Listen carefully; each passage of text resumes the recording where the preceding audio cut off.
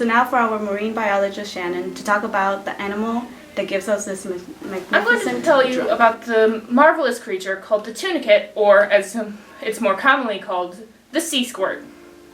The sea squirt is a sea bottom dwelling organism that carpets the seafloor along with any other bottom dwelling stationary creatures.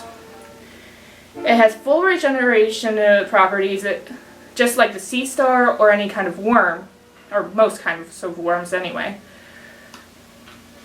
It is also used as food in many cultures, put in soups or fries, much like a shrimp. It's a tubular, the shape that it's in is tubular, and it filter feeds. And now to the dermatologist Anastasia.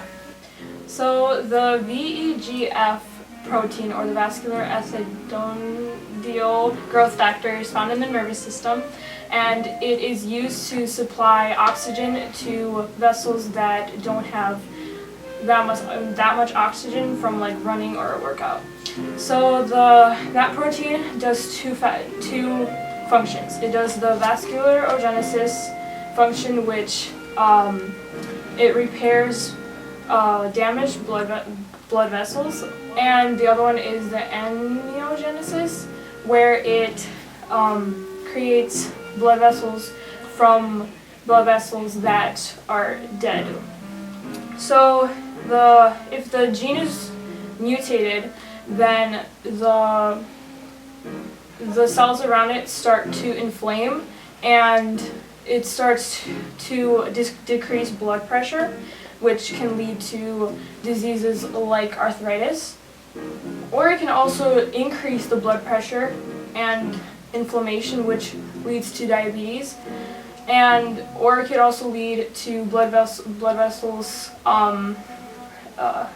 becoming bigger with blood, like found in the diseases of eye, and it could lead to blindness and breast cancer.